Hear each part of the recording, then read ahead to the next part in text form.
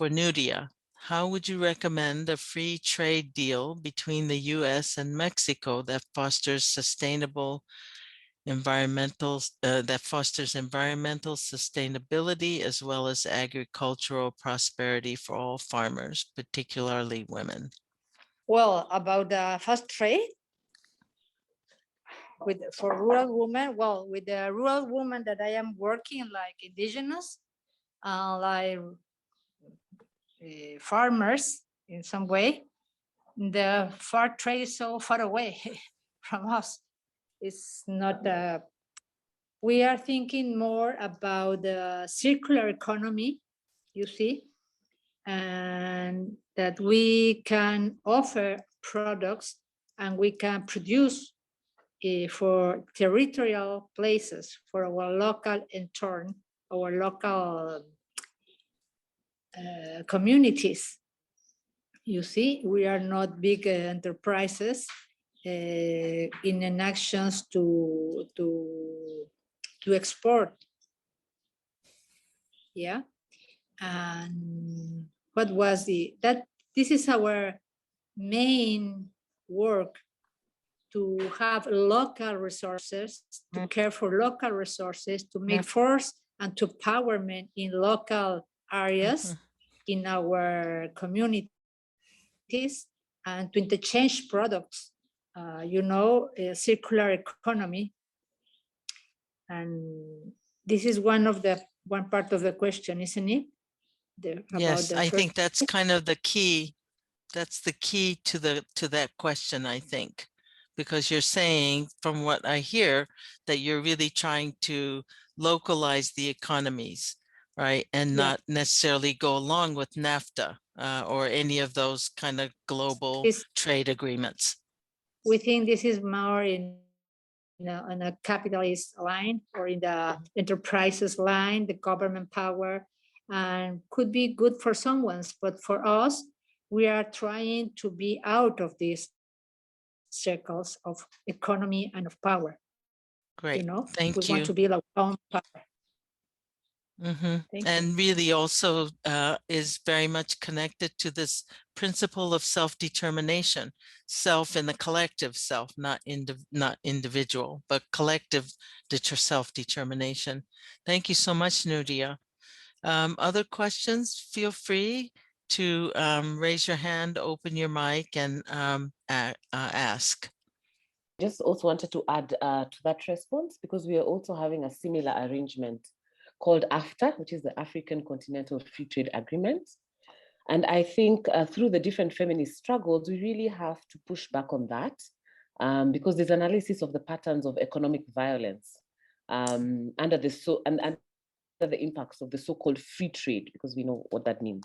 And to really debate, you know, how this kind of trade openness affects the living conditions and just the shared knowledge of what grassroots and feminist alternatives would look like against trade.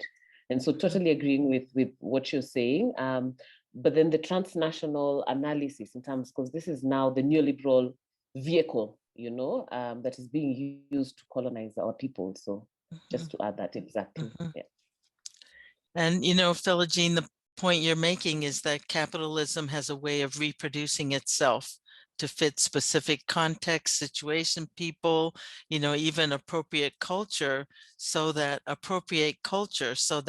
local people might even buy into some idea of it. Yeah, isn't that in a sense what you're suggesting here? Yeah, please go ahead with the questions. This is amazing. And then we'll do our imagining exercise. But for now, this is still a time to ask questions and get clarification. Marta, I see you're here. Please go ahead and speak. I see you turned off opened your mic. Buenos días. Buenos días. You know, we are going through a very difficult situation in the area where I live, not only because of the migrations that are forced migrations, because we haven't created the conditions given for, you know, colonial practices and neo-colonial practices within and outside, and a lot of interventionism from other countries. So it's very difficult, and my country is trying to be the best country to mess around. And so we have a lot of disappearances going on right now, especially women and young women and feminicides, and also violations of all types, from the Constitution to, our dignity. I keep thinking that, the women are always having to figure out whatever is happening in the world, because, we always have to respond to life. So I see that, it's not so much about being in opposition, but having a clear position. And my clear position is that we must prioritize to make peace with nature. And we are part of nature. So we have to pay attention on how to do it. And there are all kinds of possibilities that we have to bring about. And otherwise, we spend a lot of our efforts and energy in being in opposition, and our creativity is taken into that, instead of the best opposition is to have a position and create it and bring about, collectively any piece of it that we can, because by bringing this together, we are not working on having a piece of peace, but really working about peacefulness. And, I think that that's a given, and it's a matter of figuring out how do we work with it always, in all ways. And people laugh when I say, 8 days a week and 25 hours a day. That's how we work, and we are that magic. So I know that we can move mountains, and mountains are not necessarily what we think are mountains. Many times is that, we fall into the tragedies and into what's being done to us. And so it's not that we shouldn't pay attention to it, and we should be able to analyze and read the signs of the times. Right now, the signs of the times is that every possible thing is being done to undo the little that we have been able to achieve. But we know that, and we have the experience, and it's a matter of all of us really being together, regardless of differences, and being the difference. That's it. Gracias, Marta. Yeah, thank you. So the best opposition is to have a position and create it. Fabulous. It's very generative. Nuria, do you have your hand up? Yeah, I could read Patrick's question. Okay. And then I think there are other ways to have an interchange, not exactly by products or in a way of trade, fair trade. I think it's very important to interchange experiences, projects, ideas, innovations, and to have another kind of fair trade, you see, about the projects, ideas, experiences. And yes, of course, we could work in this way, making links and making networks. Yes, thank you. Thank you, Patrick, for your answer. Yes, and as Marissa says, multitasking, is often the way that women do things.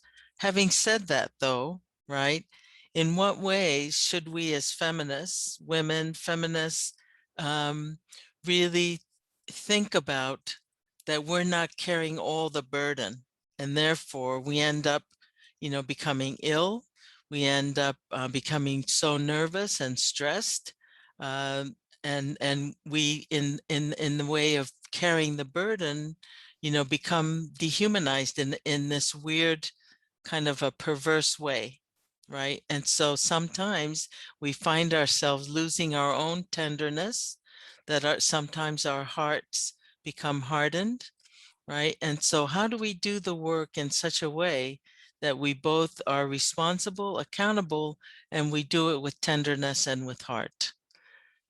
I think about this I think that's a great question, Margo. I was just part of a conversation recently this week with some wonderful relatives from Australia. Actually, a young Tongan woman who's doing her PhD. I was so blessed to sit there in the circle, if we could say that, of conversation. And I was thinking about a specific question that we were talking about was the role of course, this particular productions of Tongan manhood, right? And also that's in her work, you know, she's just an amazing young scholar. She talked about how it's created through war, right? And one of my suggestions to her is I was thinking about some of the work that I do with the Segurite Land Trust, is that it's a work that really centers the discourse of rematriation, right? And I bring up rematriation because rematriation, and especially in the examples that the Segurite Land Trust shows, is that it's not just an indigenous feminist work. It's not just, excuse me, an indigenous women's work, but it is specifically and unequivocally indigenous feminist project. And so, you know, most of you perhaps, you know, all of us, I mean, myself included, of course, the word repatriation is something that happens after wars or after political conflicts. This is usually when governments or museums return back archival, you know, ancestral remains, right? Archival, you know, objects, or sacred, right? Sacred objects back to indigenous people. And so it comes from this particular term, right? So rematriation talks about the central role, the essential role of the matriarch or women in this particular project of giving back, right? So the Segurite Land Trust, you know, one of the blessings that I have is that I live here in Oakland, California. I live 2 miles away from the first Ohlone, right? The indigenous stewards of this land, their first prayer house or arbor built in the last 250 years, right? Their first one. So the work of rematriation is all part of this process of returning land, how the Lishan Ohlone received this land. I'm so sorry to answer this question in so many stories. I guess I'm becoming like my ancestors here, Margo. Everything is too many stories. I'll just answer your question. How do we carry the burden? I guess what I wanted to get to relatives is I wanted to talk about the importance for my community, for my family, for myself, and for indigenous peoples, and from what I'm here in California, from what I'm observing, especially through the work of Segurite Land Trust, and the importance of acknowledging and honoring the grief, right? Because part of the colonial process in Tonga, where, you know, my ancestral homeland, was actually the myth. You know, I return back to the story that I shared, was the myth that the London Missionary Society, the Mormon Church, and the US Empire, US military came to save us, right? That we're better off because of them, and that they civilized us as indigenous people and as savages, right? And so, as I also mentioned, the legacy of these colonial projects is 77, we have one of the highest rape and sexual violence rates in the world. And correspondingly, here in California, indigenous women, right here in Turtle Island, or what is now the land that is now known as the US, have one of the highest rape and sexual violence, rape on women and girls, right? And I want to note, though, that with indigenous women here in Turtle Island or the US, the perpetrators are actually more than 90% not indigenous men. Okay, so Thank yeah, you. the burden is acknowledging the grief. Yeah, thank you, Fui, for that. Okay, Camila, you're ready now. That this role put on us women as capable of supporting major labor hours and to be strong, to take care of other people, of our families around us. It has much to do with the neoliberal politic that expanded itself around the world since the 80s. If we recall, a speech of Margaret Thatcher in the 80s when she said, there is no society, there are only individuals and families. This ideology that promotes as only possible the nuclear family, monogamic family, heterosexual and cisgender family. It has to do with the practice of cutting social costs in government's budgets, the dismantling of public policies of care. The neoliberal practices and neoliberal policies imply cuts in the care of the people by the government. So you don't offer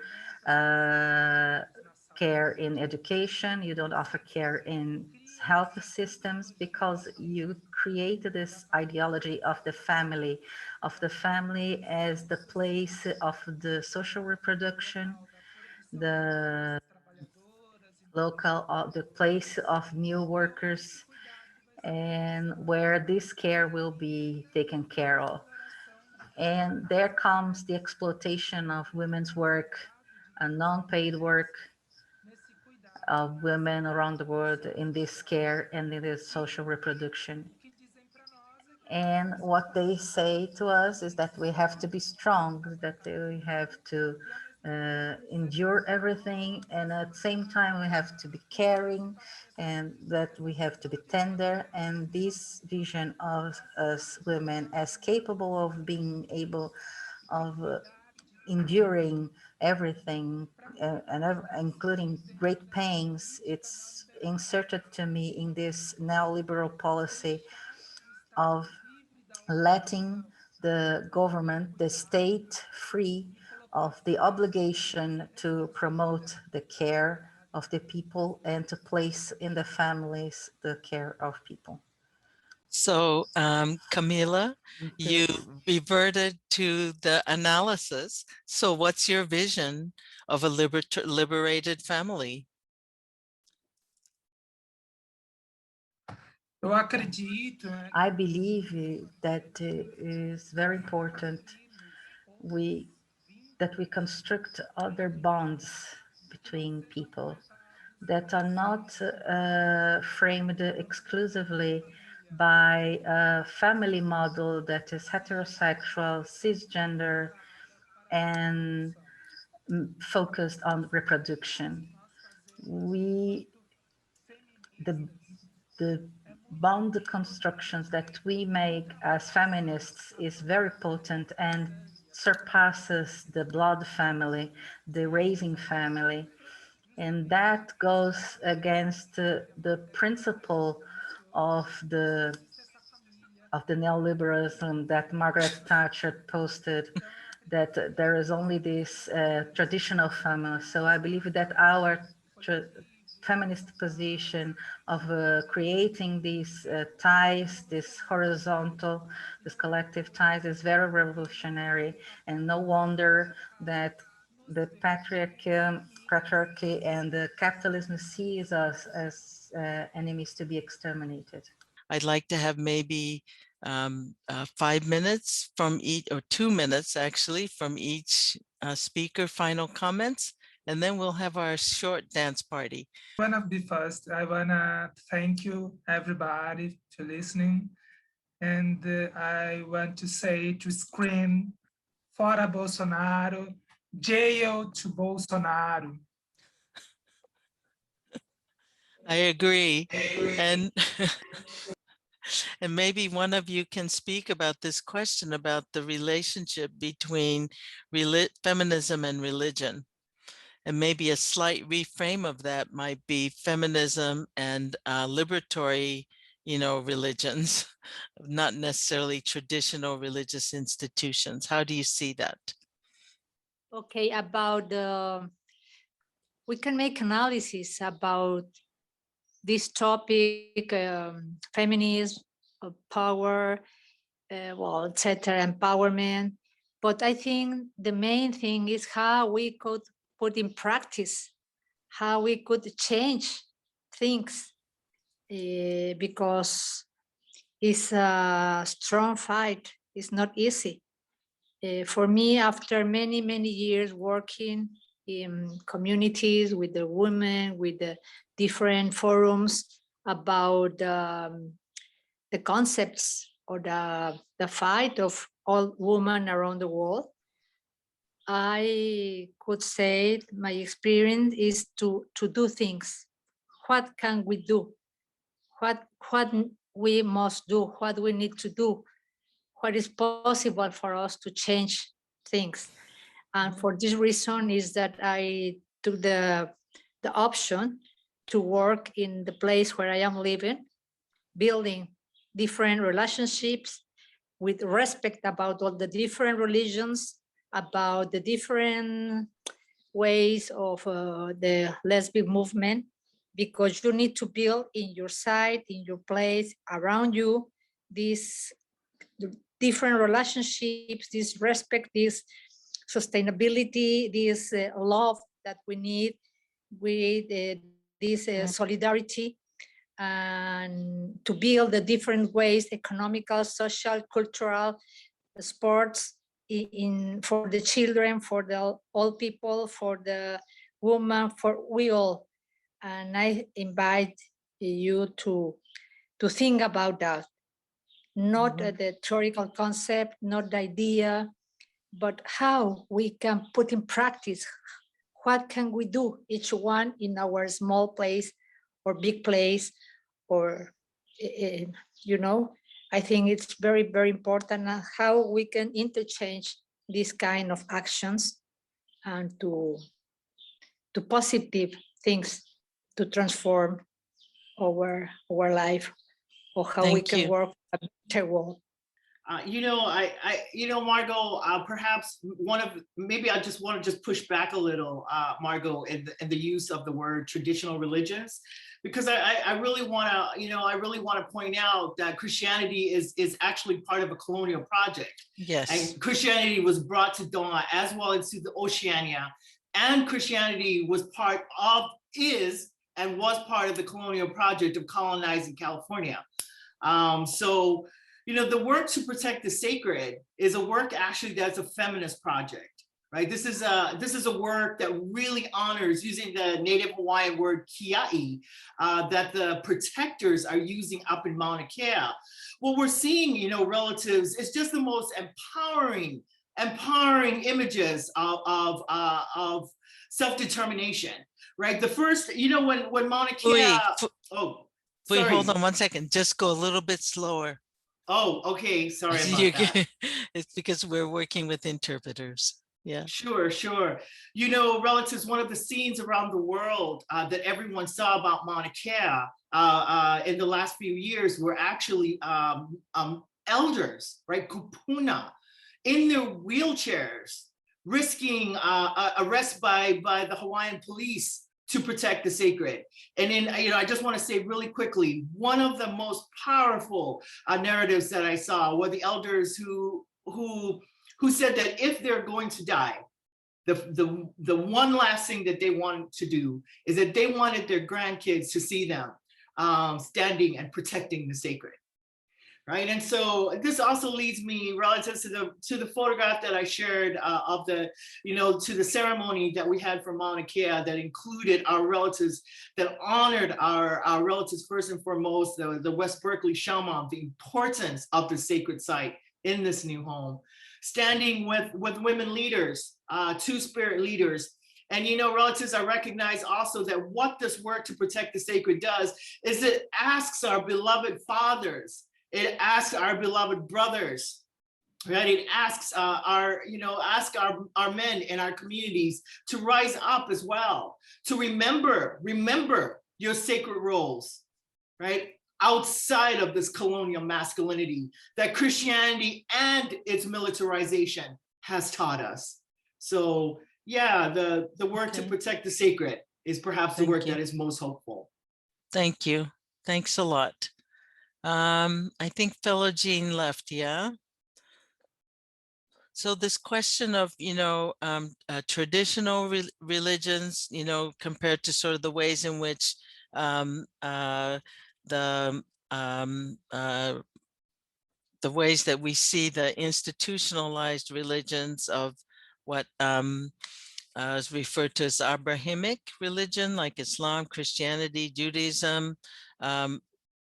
I think it's maybe important to think about those as colonial projects, and also even Buddhism, especially sort of in the context of Myanmar, for example, is used as a tool of the state. And so one of the questions I think here is really also for us feminists to think about what should be our role as feminists, what should be our relationship to the state, right? If any, what kinds of relationships should we have to the state, and what would be our vision of that?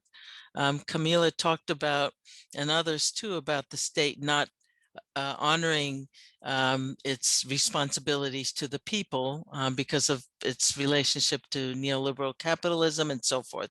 I think that's always been the case, and the relationship between the church, the state, and capitalism has always been clear, and that goes, back to that papal bull, the doctrine of discovery.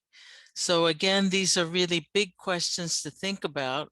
And again, as Marta said, Marta Benavides said, we can have the analysis, right, and confront the reality at the same time, practice for the future, praxis for the future, imagine the future, and take a position that we want to create. And I think that's the main message of our session today. What is your position, or what are your positions that you are working to create?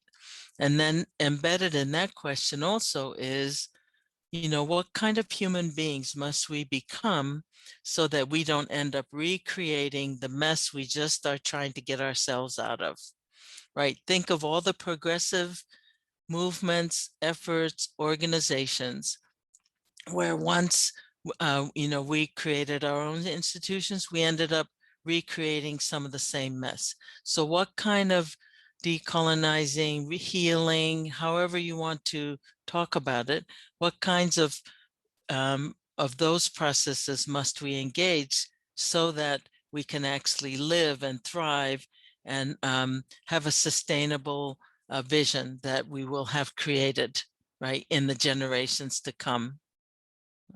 And there's a question from a Chinese speaker that Lei Seung just raised. So can you just raise that? We'll make that the last question, and then we'll end with our little dance party. And Great. the audience of Chinese would like to ask how to ensure women's reproductive rights. Mm-hmm. Yes, how do we as feminists need to think about reproductive rights, and not just reproductive rights, but I would say reproductive justice. It's beyond rights, right? And how do we think about, so maybe each person can just say one short response to that question. So not just reproductive rights, but reproductive justice. And what would that look like?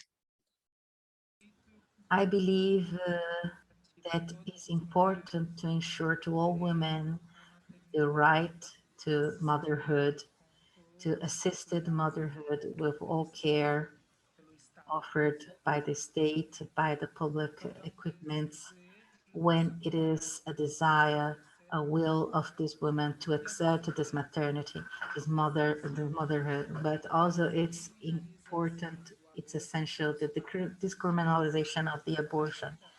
And in many countries, abortion is still considered a crime, so women can have autonomy over her own body and is not obliged to obligated and to play this role as a reproduction base of working labor force. The question is, what is your vision of reproductive justice to ensure reproductive justice for women? La justicia es el acceso a... Okay, I think that justice would be reached by access to education. I always think of that, and I'm always paying attention or thinking about those groups of women who do not have access to education so as to make informed decisions about their own bodies, about their own sexuality. For example, indigenous women are forced to get married when they are very young. So my vision would be, first of all, freedom. First of all, freedom and awareness, consciousness about their own bodies, about their own possibilities of doing what they want. For me, I would say that that vision goes hand in hand with the empowerment that we can receive. So it's a question of raising awareness, first of all, and based on that freedom to decide about your own bodies, to take the decisions about your own body.